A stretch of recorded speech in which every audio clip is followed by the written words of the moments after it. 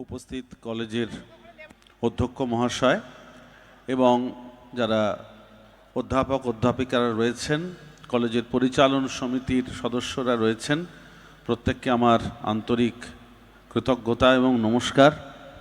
আর আমার সামনে যারা বসে আছো, তোমাদের প্রথম বর্ষের ছাত্রছাত্রীরা, তোমাদের জন্যে আমি এখানে এসেছি। স্যার বললেন আমার কলকাতায় একটা মিটিং আছে, আমি সেই মিটিংটায় হয়তো অতটা গুরুত্ব দিয়ে যেতাম না, কিন্তু কেন যাচ্ছি যেমন তোমরা শুনলে, এখন তোমাদের অতটা ধারণা পরিষ্কার নেই। ন্যাক বলে একটা বডি আছে, সেখান থেকে আসবেন তারা, কলেজ সমস্ত যে আমাদের ভারতবর্ষে কলেজগুলো আছে তার একটা সূচক তারা নির্ণয় করেন। যাই হোক, কেন আমি আসলে আমার এই সন্ন্যাস জীবনের আগে আমি আমার ছোটোবেলায় ঠিক তোমাদের মতো যখন আমার অবস্থা ছাত্র জীবনে, আমি যে কলেজে পড়াশোনা করতাম কলকাতার, ঠিক সেই একই কলেজে তোমাদের কলেজের মতো ন্যাক আসছে এবং আমি সেই কলেজের যে আইকিউএসসি তার একজন মেম্বার। তাই আমি যে কলেজে পড়তাম সেখানেও একই ধরনের মিটিং, সেই জন্যই আমি যাচ্ছি। সেই কলকাতার সেই কলেজটার নাম মৌলানা আজাদ কলেজ। আমার আজকে ওইখানে মিটিং আছে। আমি মৌলানা আজাদ কলেজের ছাত্র ছিলাম এক সময়। যাই হোক, এটা একটা ছাত্র শিক্ষকদের, ছাত্রছাত্রী, অধ্যাপক অধ্যাপিকা তাদের একটা পরিসর। তাই আমার ভালো লাগে যখনই এরকম অনুষ্ঠানে ডাক পাই। কিন্তু খুব স্বাভাবিকভাবেই তোমাদের প্রিন্সিপাল স্যারও জানেন, বা যারা এইরকম প্রশাসনিক কাজের সঙ্গে যুক্ত আছেন তারা জানেন, অনেক রকম ব্যস্ততার মধ্যে আমাদের থাকতে হয়। আচ্ছা, এবার একটু তোদের জন্য দুটো কথা বলি, তোরা একটু মন দিয়ে শোন। আমি 5-7 মিনিট বলবো। সবাই বাংলা বোঝে তো নাকি রে? কেউ যদি বাংলা না বোঝে, মোটামুটি সবাই তো বাংলা বোঝে, ঠিক আছে, তাহলে বাংলাতেই বলছি। একটু 5 মিনিট মন দিয়ে শোন। নতুন কিছু বলবো না, যা বলবো সেটা তোরা সবাই জানিস। আমি খালি একটু পুনরাবৃত্তি করবো, মানে আরেকবার বলবো। কেন? মনে করিয়ে দেওয়ার জন্য, উপদেশ নয়। আমাদেরকে এরকম পোশাক দেখলেই মনে হয় যে, আসলে কি হয়, আমাদের এই গৈরিক পোশাক দেখলে অনেক সময় একটু মানুষের মনে, তোদের মনে একটু ধারণা হতে পারে যে অনেক রকম তত্ত্ব কথা হয়তো আলোচনা করেন এরা। ঠিক, আমরা তত্ত্ব আলোচনা করি, কিন্তু প্রিন্সিপাল স্যারের ঘরে আমি বলছিলাম, আমি বিজ্ঞানের ছাত্র ছিলাম। আজও প্রত্যেক দিন আমি কলেজে ক্লাস নিই, আমি বিজ্ঞান পড়াই।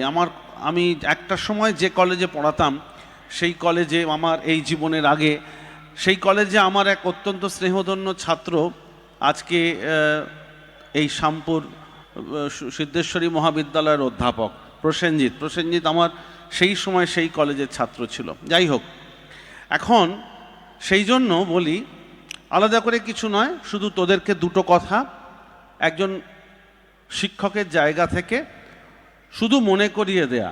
আমি খুব বিশ্বাস করি তোদের যা বয়স, তোরা যথেষ্ট বড় হয়ে গিয়েছিস, আলাদা করে কিছু বলার নেই। যে কথাটা বলার, স্কুলের গণ্ডি পেরিয়ে গেছে, এখন নিজের দায়িত্ব নিজে নিতে হবে।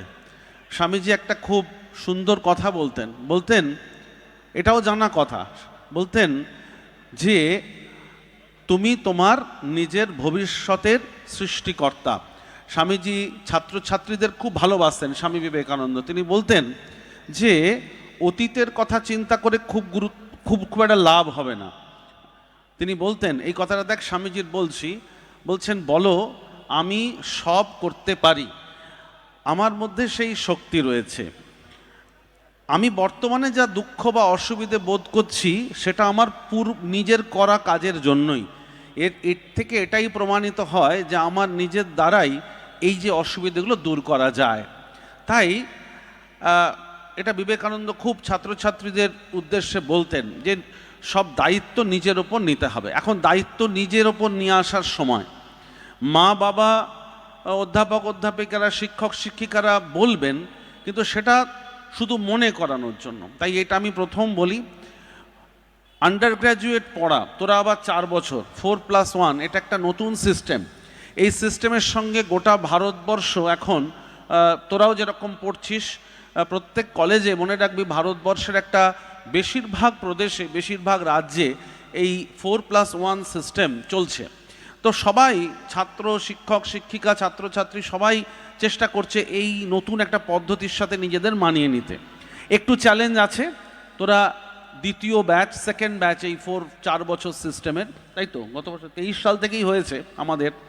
এখন তাই প্রথম বলি responsibility, take all responsibility on yourself, এটা প্রথম।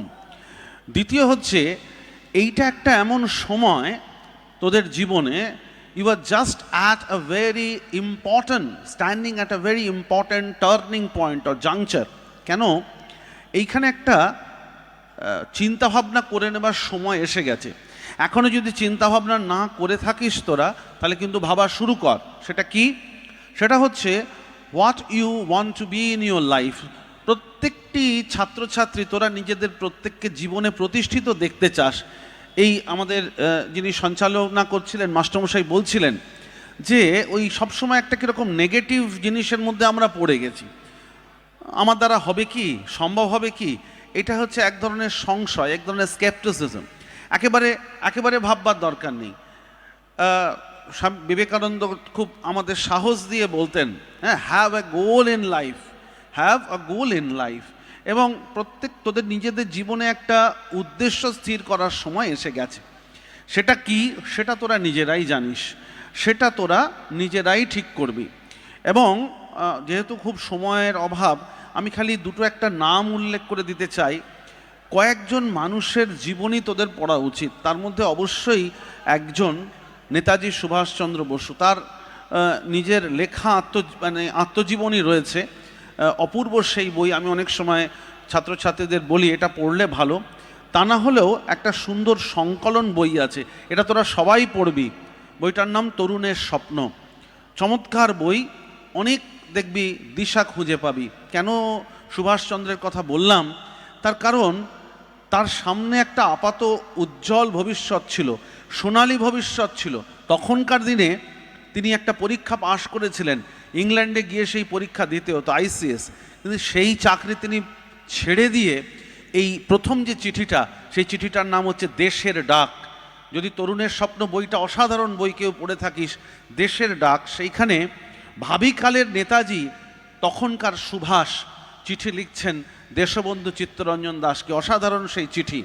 সেখানে তিনি পরিষ্কার বলছেন তার জীবনে একটা লক্ষ্য ছিল, গোল ছিল, তার জন্য তিনি কি পরিমাণ ত্যাগ স্বীকার করেছেন। দেখবি এরকম কয়েকজন মানুষের জীবনী পড়লে, একটু সুভাষচন্দ্রের জীবনী পড়লে, রবীন্দ্রনাথের জীবন স্মৃতি পড়লে, স্বামীজির দুটো একটা বই পড়লে দেখবি অনেক শক্তি পাবি।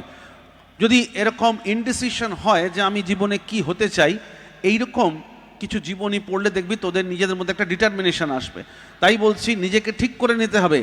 4 বছরের পড়াশোনা শুরু করছি, খুব জোর দিয়ে বলছি, অনেক ধরনের কাজের সুযোগ রয়েছে। আমরা যখন তোদের এই বা আমার মতো বা তোদের এই টিচার ম্যাডামরা, আমরা যখন ছাত্র জীবনে ছিলাম, আমাদের সময় এক ধরনের কাজকর্ম পড়াশোনার পরে সুযোগ ছিল। এখন অন্য ধরনের কাজকর্মের সুযোগ রয়েছে, অনেক ধরনের সুযোগ রয়েছে। সুতরাং ভাবার একেবারে দরকার নেই যে আমাদের কি হবে, খালি জীবনের লক্ষ্যটাকে ঠিক রাখতে হবে। দ্বিতীয় যেটা হচ্ছে, শুধু লক্ষ্য থাকলেই তো হলো না।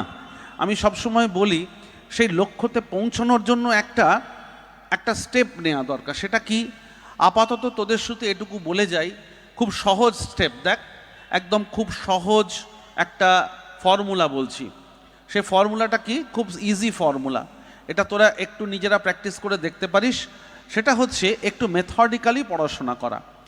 জীবন থেকে কিচ্ছু বাদ যাবে না। বন্ধু বান্ধবের সাথে আড্ডা, টিভি দেখা, খেলাধুলো করা, ঘোরাঘুরি করা, সোশ্যাল মিডিয়া, সব কিছু থাকবে। আমি শুধু বলি একটু মেথডিক্যালি কাজটা করতে। মানে পড়াশোনার যে নির্দিষ্ট সময়, সেই সময়টাকে বা আমাদের যে ভবিষ্যৎ গঠনের যে নির্দিষ্ট টাইমটা, কেরিয়ার যে জায়গাটা, এটাকে এনশিওর করার জন্য একটা নির্দিষ্ট আওয়ার ধরে পড়াশোনাটা শুরু কর। এবং ওই গোলটা ঠিক রেখে, সেই নির্দিষ্ট লক্ষ্যর দিকে রেখে পড়াশোনা শুরু কর। আপাতত আমি BA, BSc, BCom ফার্স্ট ইয়ারের সব ছেলে মেয়েদের বলি, প্রথম হচ্ছে একদম নিত্যদিনের যে ক্লাস, সাবজেক্টটাকে বোঝার জন্য প্রচুর বইপত্র আছে। সাবজেক্টটাকে বোঝার জন্য একদম রেগুলারলি ক্লাস করবি। এটা একদম ফার্স্ট স্টেপ। ক্লাস যেন মিস না যায়, যেরকম ক্লাসই হোক, IDC হোক, হ্যাঁ, এসএসসি হোক, ভিএসসি হোক, যা মেজর মাইনরের যা যা ক্লাস একদম পারফেক্টলি পাংচুয়ালি করবি, তাহলে দেখবি একটা ইন্টারেস্ট তৈরি হবে। কেননা আমিও বিভিন্ন কলেজে যাই, ফার্স্ট ইয়ারের স্টুডেন্টদের আমি আমার কলেজে একদম সপ্তাহে একটা দুটো করে ক্লাস নিই, মানে সাবজেক্টের ক্লাসও নিই, আবার এরকম জেনারেল ক্লাসও কিছু নিই। এই সময়টা খুব গুরুত্বপূর্ণ, রেগুলারলি ক্লাস করবি। আর যেটা পড়া হচ্ছে একটা নির্দিষ্ট সময় বেঁধে নিবি, বাড়িতে গিয়ে ঠিক ওই টাইমটা একদম সময় ধরে যদি দেখিস পড়িস, তাহলে দেখবি খুব ভালো হবে, মানে পরীক্ষার সময় কোনো দুশ্চিন্তা হবে না। এবং ওই যে আবারও বললাম, প্রথমটা যেটা হচ্ছে নিজেদের কি হতে চাস জীবনে, সেটা একটা ঠিক করে নিয়ে পড়তে হবে। Last but not the least, এটা বলি আমি আমার বাণীকে বিরাম দিচ্ছি, সেটা হচ্ছে এটা খুব ইম্পর্টেন্ট কম্পোনেন্ট, মনে রাখবি। এটা একটু উইজডম এরকম কথা হবে। সেটা হচ্ছে এই শব্দটার নাম হচ্ছে শ্রদ্ধা। আমি এটা সবসময় স্টুডেন্টদের বলি, এই শ্রদ্ধা কথার মানে কি? শ্রদ্ধা কথার মানে হচ্ছে, সংস্কৃতে এরকম একটা কথা আছে, শাস্ত্রেষু গুরুবাক্যেষু বিশ্বাস ইতি শ্রদ্ধা। শ্রদ্ধা মানে সাধারণভাবে আমরা যে রেসপেক্ট বলি, এখন এরকম হয়ে গেছে, বাংলা শব্দের বাংলা অর্থ খুঁজে পাওয়া মুশকিল। রেসপেক্ট মানে কোনো গুরুজনদের সম্মান দেখানো, সেটা কিন্তু ঠিক শ্রদ্ধার অর্থ নয়। এই শ্রদ্ধা কথার অর্থ হচ্ছে বিশ্বাস। বিশ্বাসটা কিসে? অর্থাৎ আমার মা বাবা, আমার টিচার ম্যাডামরা যেটা বলছেন তার উপর একটু বিশ্বাস রাখা, একটু নয় পুরো বিশ্বাস, মানে তারা আমাদের ভালো চান, এইটুকু বিশ্বাস।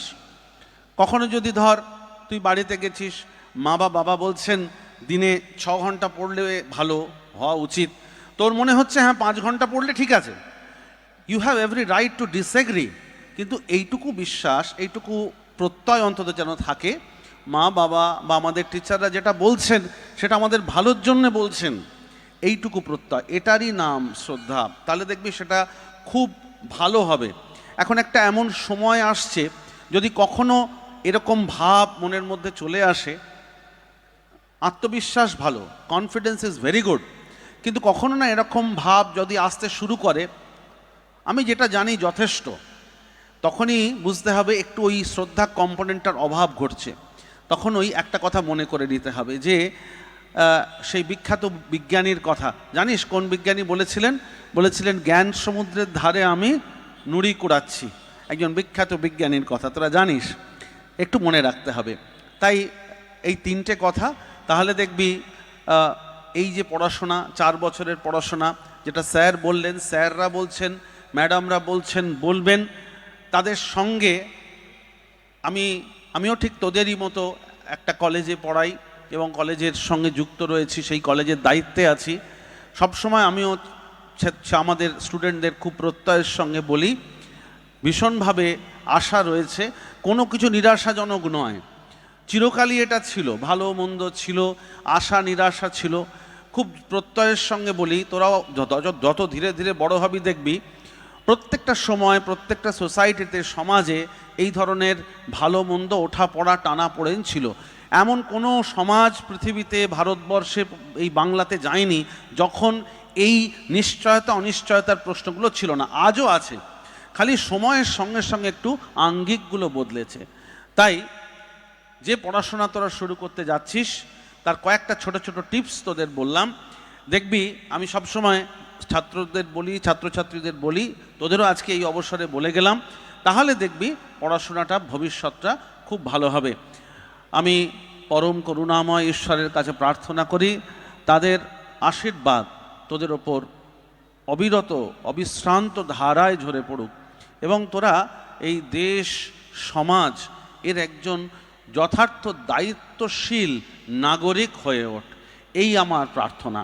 সকলে খুব ভালো থাকিস। ধন্যবাদ। আমাকে এবার একটু যেতে হচ্ছে, তোদের অনুমতি নিয়ে, বাকিদের অনুমতি নিয়ে আমি একটু এগিয়ে যাচ্ছি।